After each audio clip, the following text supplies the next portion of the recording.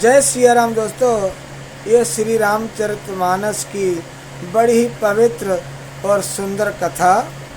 एक बार दशरथ जी अपने महल में बैठे हुए विचार कर रहे थे और सोच रहे थे, एक बार भूपत मनु माही, बेगलानि मोरे सुत नाही।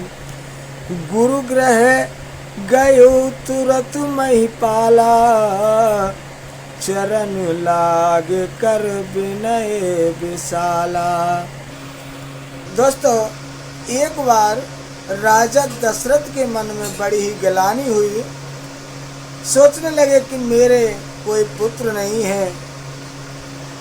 उसी समय दोस्तों राजा दशरथ गुरु के घर गए और चरणों में प्रणाम किया और विनती करने लगे, निज दुख सुख सब गुरहि सुनायो, कहे वशिष्ठ बहु विधि समुझायो। धरऊ धीर हो है सुतचारी, त्रिभुवन विदित भगत भयहारी। दोस्तों, राजा ने अपना सारा दुख सुख गुरु को सुनाया और गुरु वशिष्ठ जी ने उन्हें बहुत प्रकार से समझाया। धीरज धरो, तुम्हारे 4 पुत्र होंगे जो तीनों लोकों में प्रसिद्ध और भक्तों के भय को हरने वाले होंगे। श्रृंगी ऋषि विशिष्ट बुलावा, पुत्र काम शुभ यज्ञ करावा। भगत सहित मुनि आहुति दीने, प्रगटे अग्नि चारु कर लीने।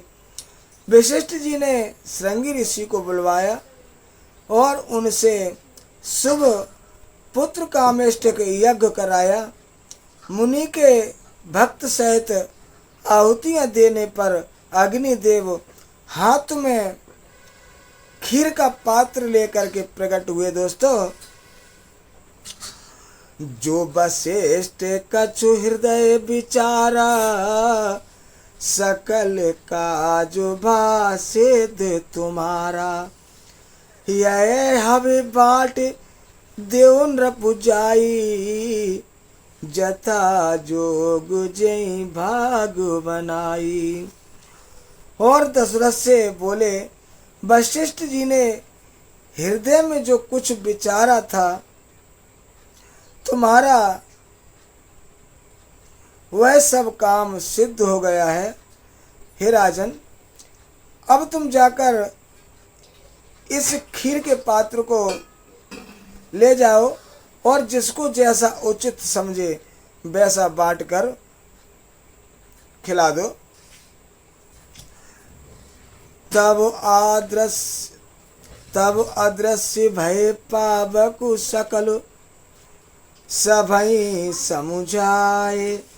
परमानंद मगन नृपो, हरस न हृदय समाए। तदंतर अग्निदेव सारी सभा को समझाकर अंतर ध्यान हो गए। दोस्तों, राजा परमा आनंद में मगन हो गए। उनके हृदय में बड़ी खुशी है। तबहि राय प्रिय नारी बुलाई, कौशल्या आदिता चले आई। अर्थ भाग कौशल्या दीना, उभय भाग आधे कर कीना। उसी समय दोस्तों राजा ने अपनी प्यारी पत्नियों को बुलाया। कौशल्या आदि सब रानियां वहां चली आईं। राजा ने आधा भाग कौशल्या को दिया और आधे के 2 भाग किए। के कई कहे नृप सोदयो, रहो सो उभय भागे पुन भयो। कौशल्या के कई हाथ धरी, दीन सुमित्र मन प्रसन्न करी। वह राजा ने केकई को दिया शेष जो बचा रहा उसके फिर 2 भाग हुए और राजा ने उनको कौशल्या और कैकेयी के हाथ पर रखकर और इस प्रकार उनका मन प्रसन्न करके सुमित्रा को दे दिया। ए विधि गर्भ सहित सब नारी, भय हृदय हर्षित सुख भारी। जा दिन ते हरि गर्भ ही आए, सकल लोक सुख संपत्ति छाए। दोस्तों, इस प्रकार सब स्त्रियां गर्भवती हुईं, वे हृदय में बहुत हर्षित हुईं, उन्हें बड़ा सुख मिला। जिस दिन से श्री हरि गर्भ में आए, सब लोगों में सुख और संपत्ति छा गई। मंदिर में सब राजही रानी, शोभाशील तेज की खानी। सुख जुत कछुक काल चल गयो, जय प्रभु प्रकट सो अवसर भयो।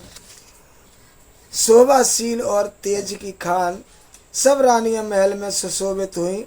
इस प्रकार कुछ समय सुख पूर्वक बीता और वह अवसर आ गया जिसमें प्रभु को प्रकट होना था। जोग लगन ग्रह बार तिथि, सकल भय अनुकूल। चर अरुच अचर हर्ष जुत राम जन्म सुख मूल। योग लगन ग्रह बार और तिथि सभी अनुकूल हो गए। जड़ और चेतन सब हर्ष से भर गए। श्री राम का जन्म सुख का मूल है। नौमी तिथि मधुमास पुनीता, शुक्ल पक्ष अवजित हरि प्रीता। मध्य दिवस अति शीत न घामा, पावन काल लोक विश्रामा। दोस्तों, पवित्र चैत्र का महीना था। नौमी तिथि थी, शुक्ल पक्ष और भगवान का प्रिय अभिजित मुहूर्त था। दोपहर का समय था, न बहुत सर्दी थी न धूप। वह पवित्र समय सब लोगों को शांति देने वाला था। शीतल मंद सुरभु बह बाऊ, हर्षित सुर संतन मन चाऊ। बन कुसुमित गिरिगन मन आरा, श्रवई सकल सरिता अमृत धारा। शीतल मंद और सुगंध पवन बह रहा था। देवता हर्षित थे और संतों के मन में बड़ा चाव था। वन फूले हुए थे, पर्वतों के समूह मड़ियों से जगमगा रहे थे और सारी नदियां अमृत की धारा बहा रही थी। सो अवसर बिरंच सब जाना, चले सकल सुर साजे विमाना। गगन विमल संकुल जो सुर जूता, गावहि गुण गंधर्व वरुथा। बरसहि सुमन सो अंजलु साजी, गए गए गए गगन दुंदभी बाजी। अस्तुति करहि नाग मुनि देवा, बहु विधि लाभहि निज निज सेवा। और सुंदर अंजलियों में सजा कर पुष्प बरसाने लगे। आकाश में घमाघम नगाड़े बजने लगे।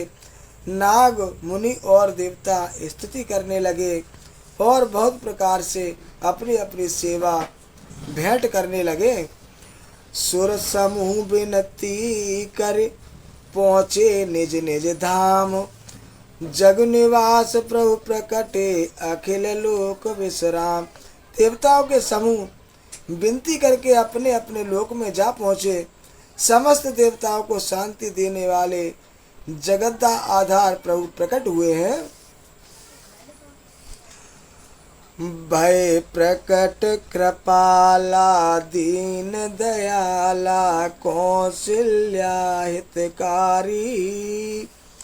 हर्षित महतारी मुनि मनहारी, अद्भुत रूप विचारी। लोचन अभिरामा तनु घन श्यामा निज आयुध भुज चारी भूषण बनुमाला नैनु विशाला शोभा सिंधु खरारी। दोस्तों, दीनों पर दया करने वाले कौशल्या जी के हितकारी कृपालु प्रभु प्रकट हुए। मुनियों के मन को हरने वाले और उनके अद्भुत रूप का विचार करके माता हर्ष से भर गईं। नेत्रों को आनंद देने वाला मेघ के समान श्याम शरीर था। चारों भुजाओं में अपने आयुध धारण किए हुए थे, आभूषण और बनमाला पहने थे, बड़े बड़े नेत्र थे। इस प्रकार शोभा के समुद्र तथा खर राक्षस को मारने वाले भगवान प्रकट हुए। दोस्तों, इस कथा को यहीं पर विराम करते हैं। अभी के लिए बस इतना ही। वीडियो अच्छा लगा हो तो लाइक करें और चैनल को सब्सक्राइब करें। जय सिया राम।